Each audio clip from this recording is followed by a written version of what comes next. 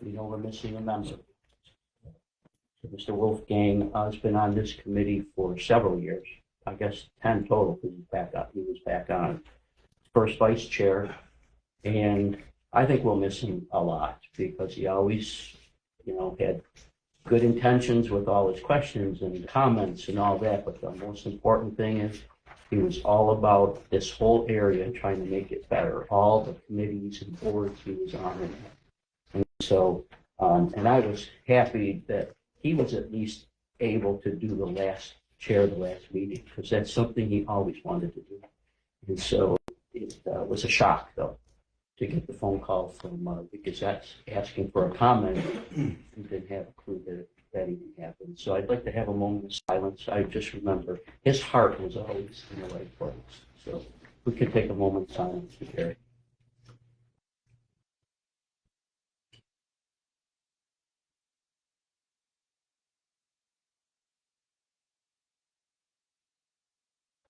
Thank you.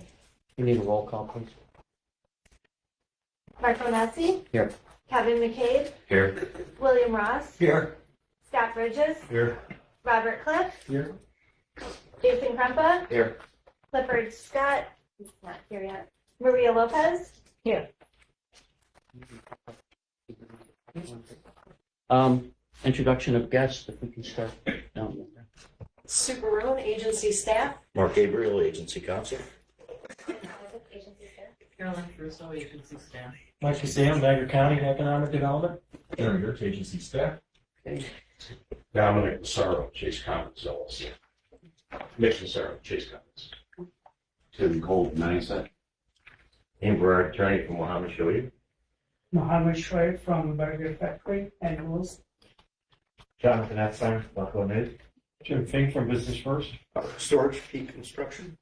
Robert Creena, Niagara Gazette. Lee Prusen, Peak Development Partners. Mike Dudley, agency staff. Thank you. Could we please stand for the pledge? Of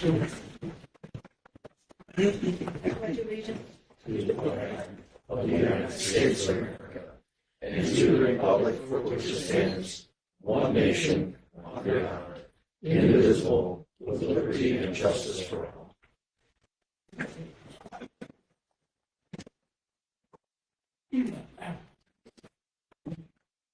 5.0, Mr. Ross, approval of the meeting minutes from last meeting. I make a motion to approve the minutes of January 11th, 2023. Second. Any, Mr. Brady. All in favor? Aye. Any opposed? Motion carries. Thank you. Let's see, 6.0, Finance Audit Committee, Mr. McCabe. Agency payables of January 31st were found to be in order. Make a motion to approve. Second. All in favor? Aye. Opposed? Carried. 6.2, budget variance report of January 31st. Make a motion to approve. Second. All in favor? Aye. Opposed? Carried. 7.1, Burger Factory, Niagara Falls. Andrews? Thank you, Mr. Chairman. We held a public hearing on January 30th at 1 p.m. at Niagara Falls City Hall. There were a number of speakers at the public hearing. I won't go through all the comments, although they are obviously within your agenda.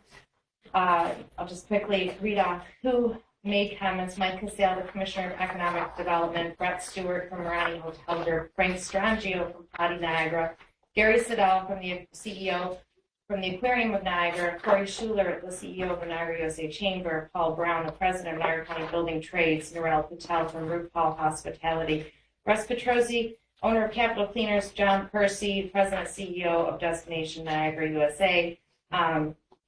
There were participants from a variety of industry sectors, all speaking in favor of the project from various viewpoints.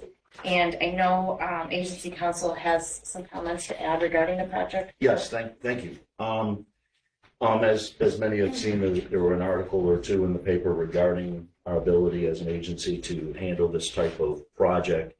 One of the comments, and one of them was that it was a loophole. It's not a loophole. the distressed area exception to retail is part of the statute. It was put in years and years and years ago to try to incite businesses to come to highly distressed areas with their positions or with their construction and their projects. So, I took umbrage when I read the term loophole because that's going around the statute. This is the statute, what it says. So that's number one. Number two, it did, and again, I'm not sure of the accuracy of it, but it said that the applicant at that time said that they'd be going forward with the A&W project, notwithstanding the agency involvement. As you know, that is part of what we do here at the agency. There's a part of the application was checked, in fact, that way that our agency involvement was required and needed to move forward with this particular project. We had had conversations with this group who approached us, months before. We've met with them. Our guidelines are online. But under those comments, I thought it would be advisable to have the applicant back here again here this morning, which is uncommon. And we don't usually do that at the time of the final resolution. But they have agreed, and they are here this morning to answer any questions regarding that the board may have in regards to that, or they may want to make a comment or a statement themselves. I think Mr. Berard and his client are here, so if you don't have any questions of what I've just stated, we can bring him up and answer. Any questions? About the comment that was made in the Yes, article. it is, I believe it's a misunderstanding. I definitely need IDA help for these projects. That's why we are here, that's why we applied for. Did you feel like you had to make that comment, or did they badger you or in any way? I think it's a misunderstanding. It was, and I was not, what's the question really someone want to ask. And, but I'm clear we need a help for IDA to move forward for these projects. Any other questions? And as we know, as we talked, Mark, this meets the guidelines. Yes, it's clearly the distressed area guidelines are met in regards to both the poverty rate as well as the unemployment rate. That was built in and is built into the resolution itself and will be confirmed after this meeting. But yes, if it did not meet this guideline and it did not meet those numbers, we wouldn't have had it before this board. Thanks. Thank you, sir. Any other questions? Comments? All right, I need a motion for the preliminary, for the final resolution. So moved. Mr. Ross? I'll second. Okay, Mr. Kempa, all in favor? Aye. Any opposed? I need a roll call vote.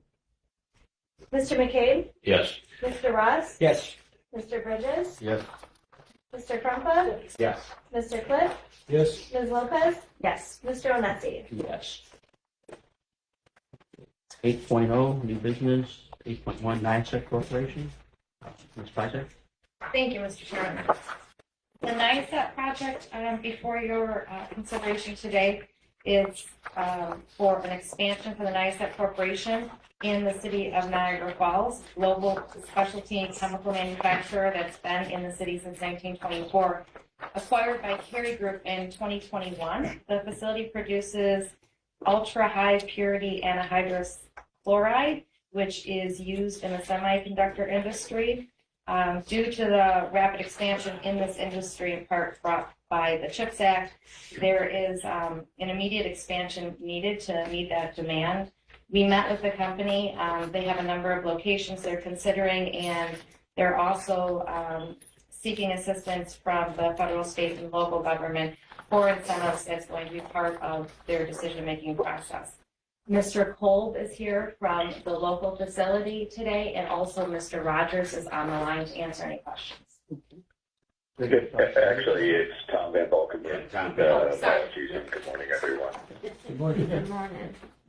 A comment about the project? No, it's potentially a good opportunity for the area.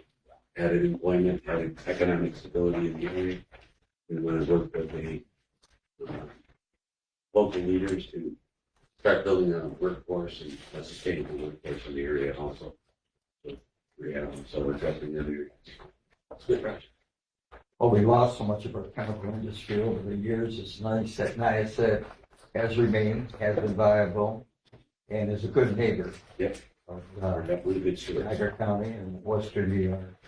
And when you see a project that's going to create the jobs that this one's going to create, that's something good news for us. These are higher paid jobs. Yes, yes, they range from 80 to 140,000. Any other questions? Can you speak a little bit about the parent company, Carey Group? Are they a private equity company or are they a publicly traded company in Ireland? Yes, they are. Yeah, man, Tim, okay, I'll just speak if I could. Again, good morning, everybody. And Kerry is a publicly traded company and headquartered based in Ireland. But what I'd like to just add to Tim's comments are that NIASET is continuing to look at to invest in its business and plant, and truly appreciate the partnership and support from the IDA, but also want to make sure it's clear that in this investigation, NIASET or Kerry have not committed to or made a decision yet on the path forward, as we are still investigating those options. Right. So just want to make sure that's clear for everybody, and appreciate the IDA's support and partnership as well. Okay. Other questions? Comments? 37 new jobs? Yes, sir. Now, there's not a time frame. It's not firm. In other words, is what you're saying as far as starting. Right, we're exploring our options. Right. Is there any time frame for that? Or is there a time frame for the decision? Just with the filing of the other federal CHIPS Act application. What's that, a year? Within the year.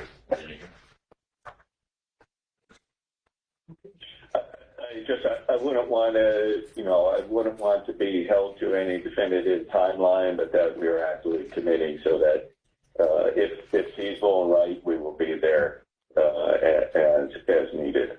So if you will allow us, we're putting a lot of work towards it, but committing of a time frame, we don't want to be definitive on that as of yet. Mr. McCabe, if I might, real quick, as you know, what we do here at the agency is without them guaranteeing anyone or any project, whether it's NIASET or anyone else, goes forward.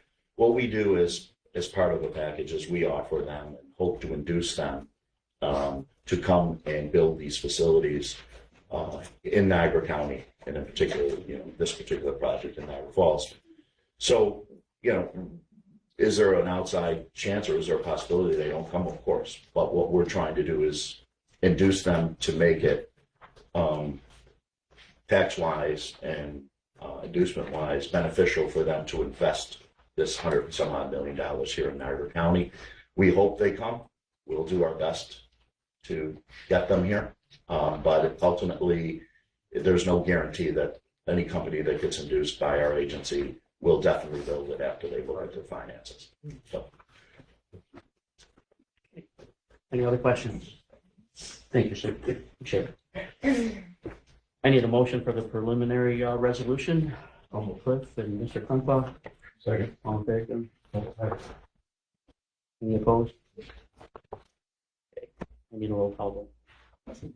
Mr. McCabe? Yes. Mr. Ross? Yes. Mr. Bridges? Yes. Mr. Krumpa? Yes. Mr. Cliff? Yes. Ms. Lopez? Yes. Mr. Omesi? Yes. I need a motion for the public hearing. Mr. Krumpa Second.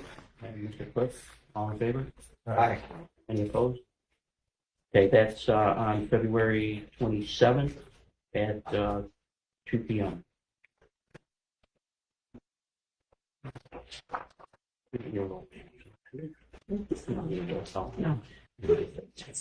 All right, 8.2, Peak Development, LLC. Isaac? Thank you, Mr. Chairman. Peak Development Partners LLC is seeking to build a housing complex on a vacant lot on Payne Avenue in North Tonawanda. The construction, the proposed construction is a multifamily residential complex. The complex will consist of 3 two-story buildings, 2 12-unit and 1 16-unit. This will bring 40 additional housing units into the city of North Tonawanda. And I also want to mention that this project does help meet the goals set forth through Governor Hochul's statewide strategy addressing the housing crisis, where she calls on the use of pilots to incentivize housing projects such as these. To be clear, this is a market rate apartment complex. And there is, So our purpose. there is information on the table about market rate. Correct. Senior housing. There's a text if you have questions. Do we have anybody here from Pete? Yes, sir. Okay. You wanna? Sure. Good morning, everyone. Thank you very much for having us. Peak Development Partners, my name is Lee Cruz. I'm the president of the company. I also have Mark Storch with me today, who handles our business development initiatives. Very much appreciating you taking the time to look at this project. I'm very excited about it. As was mentioned, this is an addition of 40 units in 3 buildings to currently a vacant lot, which was formerly housed the Gratwick Elementary School, adjacent to Payne and Stenzel Streets in North Tonawanda, just a little bit east of Gratwick Park and just basically north of the downtown area. We expect this project to start this summer. We've already been through 2 board meetings with the city of North Tonawanda and been very favorably received by those folks. This project is about an $8.5 million total project cost, and it is very much in need of your support to make this project financially feasible. With rising interest rates and, of course, construction material prices significantly changing over the last 2 years to market volatility, we are looking for your support today on the 3 elements that we listed in the application. Be happy to take any questions that you may have. Questions? Besides construction jobs, there will, employees created out of this? That's correct. We do intend to utilize our own property management team. We are a Western New York-based company, born and raised. I did actually serve right next door at the Air Force Base for 28 years. I just retired there in June. So I'm very familiar with the local economy here, the requirement for jobs and employment, and I do my very best to maintain those standards in our company. Looks like a site-ready lot there. I know where you mean on Payne Avenue. It looks like everything is ready to go. Yes, So sir. there isn't a lot of site preparation and things like that. It's a pretty ideal location. That is Right there. correct. Yes, thank you. Yes, we've already had the environmental phase 1 done, where no remedial action is required or recommended. We've had wetland survey already conducted, and there's no issues there. The site is basically flat with just some light vegetation. The school that was formerly there was demolished decades ago, so ready to go. This parcel's been a bit of an eyesore for, feels like 25 years, so I agree. I just passed it the other day. I was looking at when. I'm very happy that Oh, I know when. some kind of development going on there. Yes, the building department, we've been in contact many times, and they had the same sentiments. They were very excited to have us. They've been great partners up to this point in getting the project this far along through the approval process. Did you acquire the parcel from the city, or was it owned privately prior? It was owned prior. It was owned by somebody else Yes. privately? How many other units do you own or manage? We have about 400,000 square feet of commercial and residential space throughout Western New York, predominantly in the city of Buffalo and the adjacent suburbs. So actually, with this being a 40 unit, you're still gonna have to probably increase your staff to cover that. It's just when it hits 0. Yes. I understand construction, wonderful, but then nothing down the road, you're just concerned with that. But even in-house, you're gonna have to increase your staff to, That is correct. Any other questions? Comments? There's no traffic problem there because you can put a lot of your ingresses, egresses. Would that be on stencil there? No, sir, that's going to be directly on Payne Avenue. Payne Avenue, right on Payne Avenue, and nothing There's a on stop, yeah, there's a stoplight about 100 Yeah. yards from there. I believe it's north or Felton. We got a stop sign and a stoplight, yeah, correct. Okay. That is correct, sir. The address is approximately 1298 Stenzel. If you Google that number, that's about where the driveway would enter in. Yeah, And it's going to be common parking for the three buildings. The buildings are basically U-shaped if you see the site plan that we submitted. We do expect there to be 4 one-bedroom units in each building, 4 2-bedrooms, and the rest will be townhome style with garages. And through that, we expect to service a wide demographic of folks, to be very inclusive property, from young families to single folks and whatnot. So about 40 cars or so, so not significant traffic increase by any stretch. that's correct. Other? Thanks, sir. Thank you. We need a motion on the preliminary Second. resolution. Ms. Lopez, Mr. Franklin. All in favor? Aye. Any opposed? Any roll call vote? Mr. McCabe? Yes. Mr. Ross? Yes. Mr. Bridges? Yes. Mr. Crumpa? Yeah. Mr. Cliff? Yes. Ms. Lopez? Yes. Mr. Omesi? Yes. I need a motion for the public hearing. Mr. Kempo. And you know, Mr. Ross. And all in favor? Aye. Any opposed? And that hearing is scheduled for February 28th at 2 o'clock. Do you know when it's going to be at? Where's it going to be at? City Hall. No comment? Great. Thank you. All right, 8.3, Chase Commons. Ms. Blazek. Thank you, Mr. Chairman. Chase Commons LLC is the former Presbyterian home located on High Street in Lockport. It formerly operated as assisted living facility since 1959. The facility campus consists of 4 separate buildings that were all closed and are now vacant. Chase Commons will be converting all 4 buildings into 50 apartment units. In total, all structures, once rehabilitated, will be 40,000 square feet of finished space made available for rent. The majority of the units will be 1 and 2 bedroom apartments, and there will also be some efficiency apartments.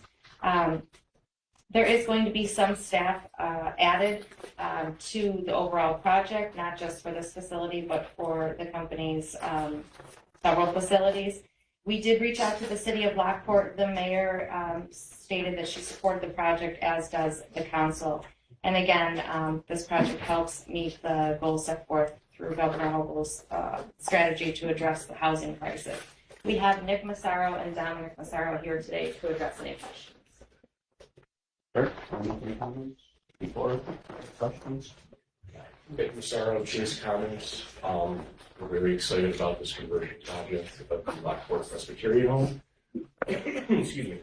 We put it under contract a couple of months ago with a due diligence period for us to get the property rezoned and get some area variances granted to us, which the City of Lockport Zoning Board happily granted us those variances just about a month and a half ago. So that allows us to move forward with the multifamily project. We think the City of Lockport needs something like this. And the project itself is a mix of 1, 2, and efficiency-sized units, mainly 1-bedrooms.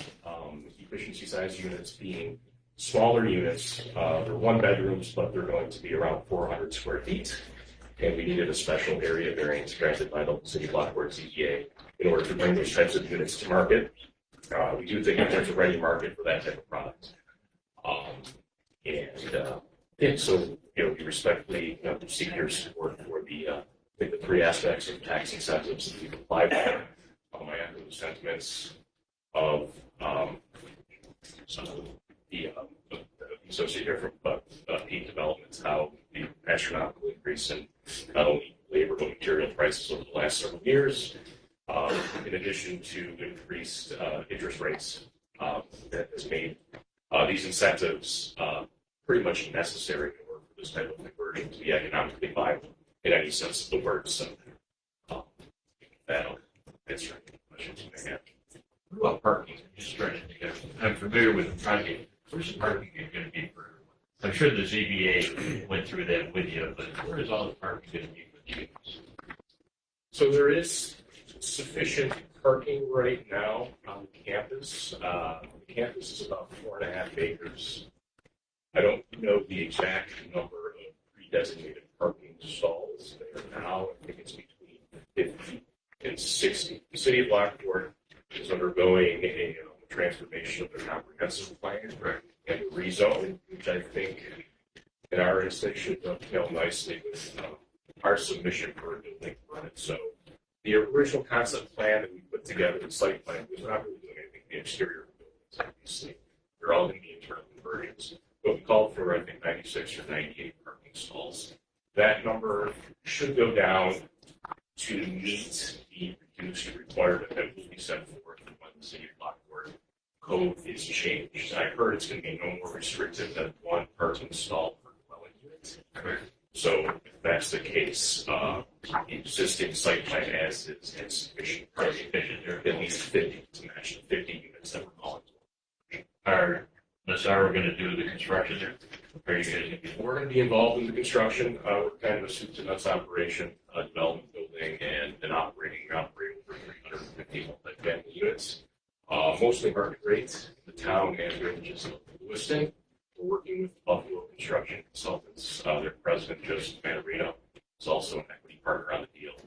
So they will do the construction management end of it and will provide the supervision aspect of it as well. Familiar with your guys' work in construction plans. Appreciate that. Any other questions?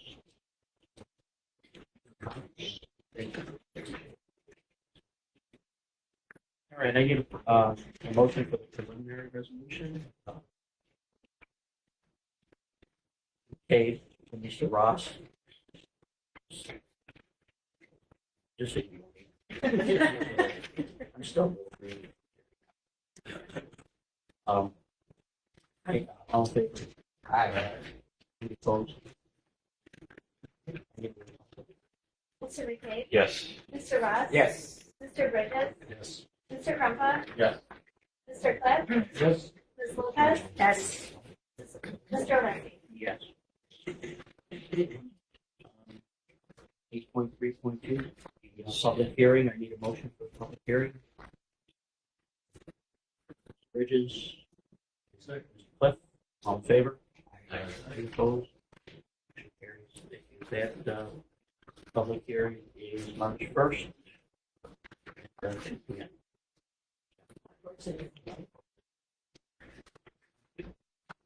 All right, Cataract Tourism Fund, 8.4, Mr. Gabriel, you want to explain the tourism fund a little bit so that everybody understands where that is coming from? Certainly. As the board probably recalls, a number of years ago, the agency, through certain funding that was generated and applied for it, forwarded to us by Senator Orr, received 3 separate annual payments. One of them, first was $1.6 million, then 2 additional, I believe, $1.4 million, which were put into, as directed by the statute, a grant fund. That grant fund was for purposes of trying to revitalize the downtown Niagara Falls area within a 1/2 mile radius of the casino location in downtown Niagara Falls. The only caveat built in there was that we would not be able to, the Cataract funds were not eligible for hotels, but for any other type of tourist-related endeavors. What we thereafter did is, instead of a loan fund or a upfront grant fund, we developed a reimbursable grant fund, whereby these monies would not be expended until such a time that the project was done, receipts were provided to the agency, and a certified public accountant certify the results that would be sent to the agency. At that time, upon the receipt, we would then disperse either proportionately or the amount that was granted by this board, not exceeding whatever that grant amount is today. Again, a cataract grant fund committee was put together. That is made up of members of the Senator Ort's office, or the Assemblyman's office. Mayor Steindl serves on the committee, as does the chairman, our director, and a member of the labor's building trades, the president of the building trades, among others. They review and meet and go through each application in detail, interview these companies, and then make a recommendation to this board for action. So I think that's. Sorry to catch you off guard, but that was homework for you. I'm trying to see. Sorry. Oh, Mr. Chairman. First cataract project for the board this morning is the aquarium of Niagara.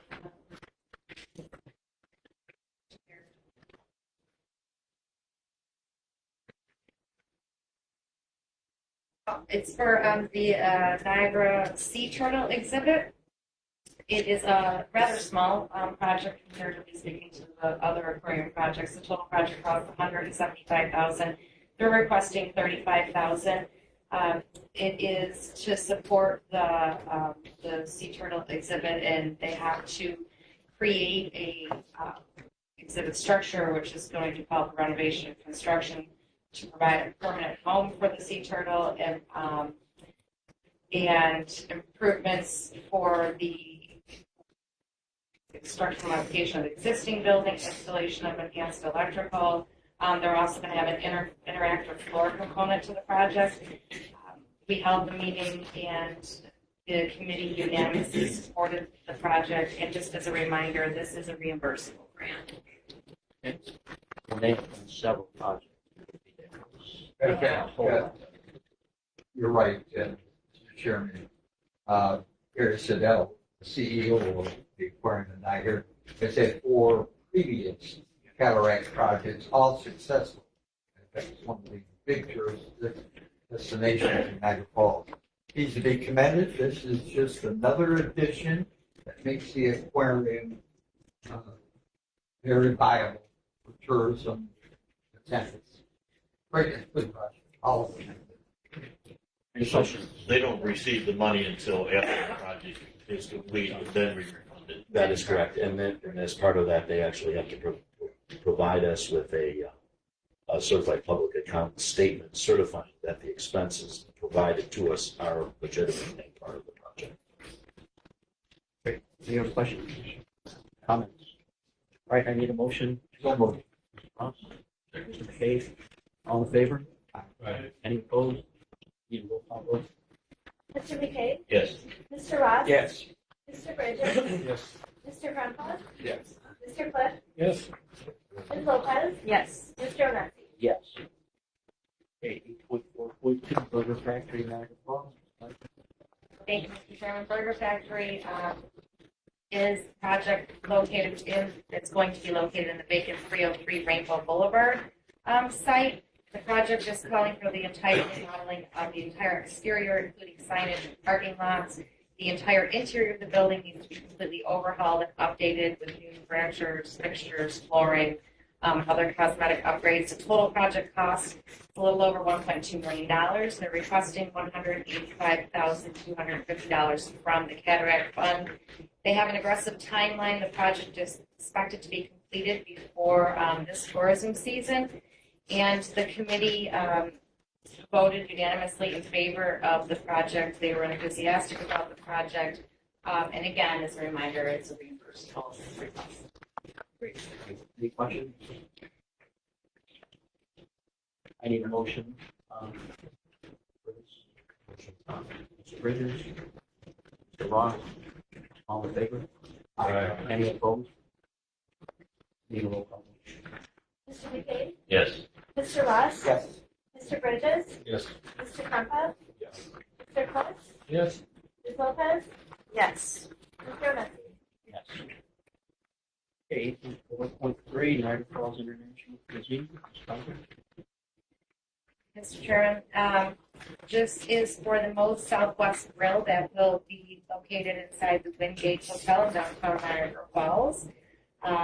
The space needs to be built out to accommodate the Moe's restaurant. The total project cost $510,000. The funds, we're proposing a grant for $76,500. And again, they are stating that the project will be open before the tourism season.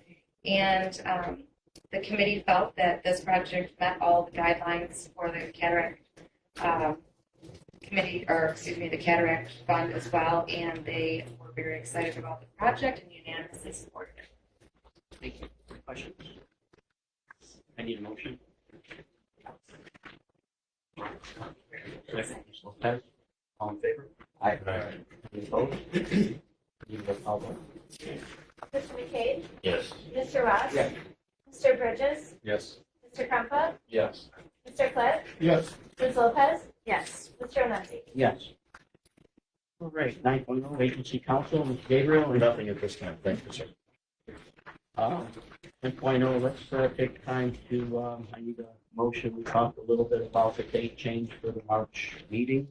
We're looking at March 22nd to change it so that the auditors will be able to finish their review and all that. Any questions, comments about the date change? I need a motion. Mr. Grumpo, Mr. Cliff, all in favor? Aye. Any opposed?